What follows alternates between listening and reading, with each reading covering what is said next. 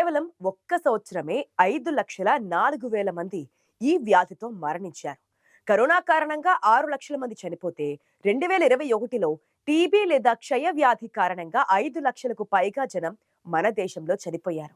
ఇది ప్రపంచ వ్యాప్త క్షయ మరణాలలో 4వ వంతు అని వరల్డ్ హెల్త్ ఆర్గనైజేషన్ వెల్లడించింది. అంటే నిమిషానికో మరణం సంభవించిందని సర్వేలు చెబుతున్నాయి. ఈ వ్యాధి గురించి 2018 సంవత్సరం ఐక్యరాజ్య సమితిలో జరిగిన సమావేశంలో 2030 కల్లా అసలు టీబీ అన్నదే లేకుండా చేస్తామని టార్గెట్ పెట్టుకున్నారు. ఈ వ్యాధి సోకితే ఒళ్ళు గుల్లవడంతో పాటు అపారమైన ఖర్చులతో మనిషిని రోడ్డున పడేస్తోంది. అయితే మన దేశం మాత్రం 2030 కాకుండా 2025లోనే క్షయ వ్యాధిని నిర్మూలిస్తామని భారత్ తెలిపింది. కానీ తాజా సర్వేల మేరకు అది సాధ్యపడేలా కనిపించడం లేదు.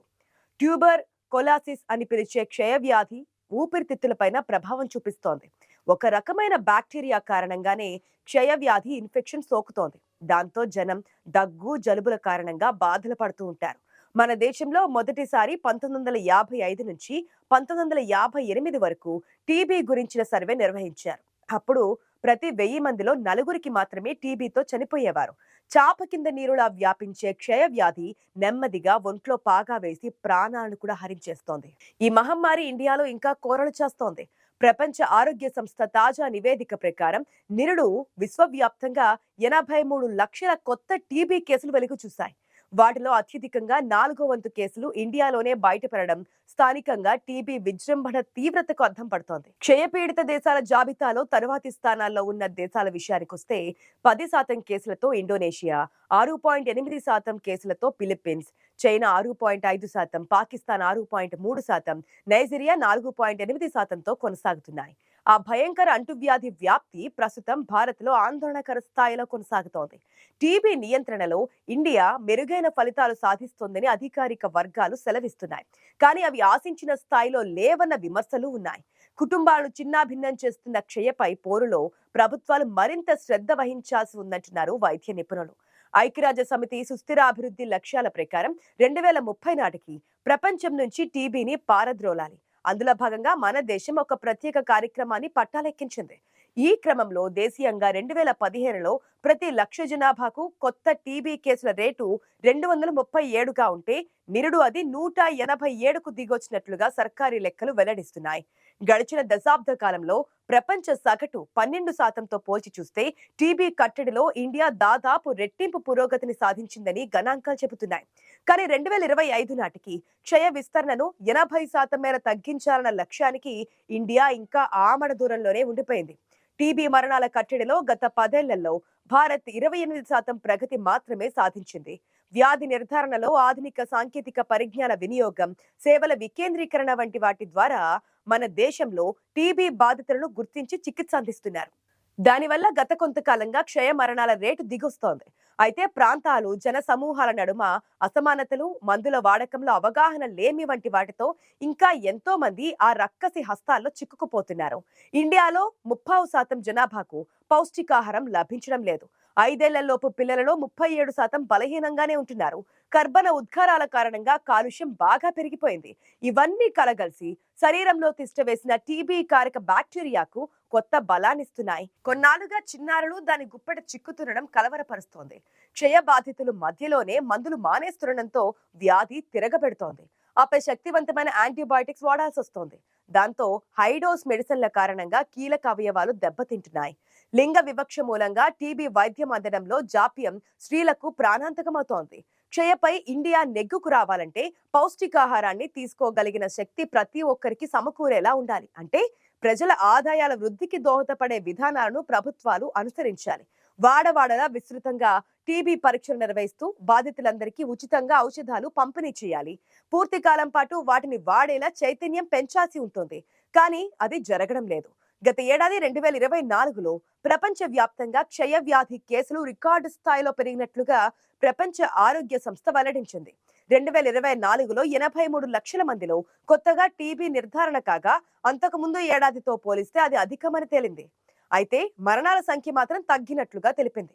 కరోనా మహమ్మారి సమయంలో క్షయ నిర్ధారణ పరీక్షలు చికిత్సలకు అంతరాయం కలిగింది. ఆ తర్వాత స్క్రీనింగ్ చికిత్స మెరుగుపడుతోందని తాజా గణాంకాలు సూచిస్తున్నాయని ప్రపంచ ఆరోగ్య సంస్థ వెల్లడించింది. విశ్వవ్యాప్తంగా 2023లో టీబీ మరణాల సంఖ్య 12.5 లక్షలుగా ఉండగా గతేడాది ఈ సంఖ్య 12.3 లక్షలకు తగ్గినట్లుగా తెలిపింది. అమెరికాలో గతేడాది టీబీ కేసుల సంఖ్య పెరిగినట్లు WHO వెల్లడించింది. దశాబ్దం కాలంలో ఇదే అత్యధికమని పేర్కొంది. అమెరికా టీబీ కేసుల్లో ఇతర దేశాల్లో జన్మించిన వారిలోనే ఇవి ఎక్కువగా ఉన్నట్లుగా అంచనా. ప్రపంచంలోని పావు వంతు మందిలో టీబీ బ్యాక్టీరియా ఉన్నప్పటికీ కేవలం కొందరిలోనే లక్షణాలు బయటపడతాయి. సరైన సమయంలో చికిత్స అందించుకుంటే ప్రాణాంతకంగా మారుతోంది. ప్రపంచ వ్యాప్తంగా అత్యధిక మరణాలకు కారణమైన వ్యాధుల్లో టీబీ కూడా ఒకటిగా ఉంటుంది. ఈ వ్యాధికి సంబంధించిన ఏటా WHO నివేదికలు విడుదల చేస్తూ ఉంటుంది. అయితే 184 దేశాల నుంచి వచ్చిన సమాచారం ఆధారంగా తాజా నివేదిక విడుదల చేసింది. టీబీ ఒక బ్యాక్టీరియల్ ఇన్ఫెక్షన్. మైకోబాక్టీరియం ట్యూబర్క్యులోసిస్ అనే బ్యాక్టీరియా ఊపిరితిత్తులను ప్రభావితం చేస్తోంది. అయితే శరీరంలోని ఇతర భాగాలకు కూడా వ్యాపించగలదు. ఈ వ్యాధి సోకిన వ్యక్తి దగ్గినప్పుడు, తుమ్మినప్పుడు లేదా మాట్లాడేటప్పుడు సూక్ష్మక్రిములు గాలిలోకి విడుదలయ్యి ఆరోగ్యంగా ఉన్న వారికి సంక్రమిస్తాయి. ప్రధానంగా ఊపిరితిత్తులు ప్రభావితమవుతాయి. కానీ చర్మం, మెదడు వంటి శరీరంలోని ఏ భాగానికైనా వ్యాపించవచ్చు. నివారణ మరియు చికిత్స సాధ్యమే అయినప్పటికీ సరైన సమయంలో వైద్య సహాయం తీసుకోవడం ముఖ్యం. 2 వారాలకు మించి ఆకలి తగ్గడం, బరువు తగ్గడం, సాయంత్రం జ్వరం రావడం, చెమటలు పట్టడం వంటివి లక్షణాలుగా ఉంటాయి. కొన్ని లక్షణాలు క్షయ సోకిన అవయవాన్ని బట్టి ఉంటాయి. ఊపిరితిత్తులకు సోకితే దగ్గు, ఆయాసం, తెమ్మడతో రక్తం పడడం కనిపిస్తోంది. అదే పేగులకు సోకితే పొట్ట ఉబ్బుతోంది. మెడ భాగంలో లేక ఇంకెక్కడైనా శోషరస కణుపులకు సోకితే వాటి వాపు, నొప్పి కలగవచ్చు. క్షయవ్యాధి సోకే ప్రమాదం రోగ నిరోధక శక్తి తక్కువగా ఉన్న వారికి ఎక్కువగా ఉంటుంది. అంటే HIV బాధితులకు కూడా క్షయవ్యాధి సోకే అవకాశం చాలా ఎక్కువ. పుట్టిన పిల్లలకు BCG టీకా ఇప్పించాలి. ఈ టీకా తీసుకున్న పిల్లలకు పూర్తిగా క్షయవ్యాధి సోకదు అని చెప్పలేం, కానీ తీవ్రమైన వ్యాధి కలగకుండా ఉంటుందన్నమాట. పోషకాహారం తీసుకుంటూ, వ్యక్తిగత పరిశుభ్రత పాటిస్తూ ఆరోగ్యకరమైన వాతావరణంలో ఉండాలి. పొగాకు ఏ రకంగా అయినా వాడకుండా ఉండడం, అలాగే వాయు కాలుష్యాన్ని తగ్గించుకునే ప్రయత్నం చేయాలి. క్షయవ్యాధి ఇతరులకు వ్యాప్తి చెందకుండా మాస్క్ వాడడం, దగ్గినా, తుమ్మినా చెయ్యి అడ్డు పెట్టుకోవడం వంటి జాగ్రత్తలు తీసుకోవాలి. 2 వారాలకు మించి ఏవైనా లక్షణాలు ఉంటే వెంటనే పరీక్ష చేసుకోవాలి. క్షయ ఏ భాగానికి ఉంది అనే దాన్ని బట్టి సాధారణంగా చికిత్స 6 నెలల నుంచి సంవత్సరం వరకు ఉంటుంది. చికిత్స ప్రారంభించిన తర్వాత 2 నెలలకు మరొకసారి పరీక్ష చేసి పూర్తి చికిత్సా కాలాన్ని నిర్ధారిస్తారు.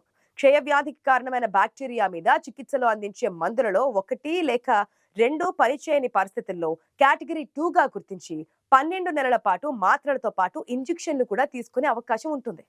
అలాగే కొన్ని రోజులు మందులు వాడిన తర్వాత పూర్తి చికిత్స తీసుకోకుండా మానేసినా వారు కేటగిరీ 2 కిందకే వస్తారు. వారికి మాత్రలతో తగ్గే అవకాశం ఉండదు.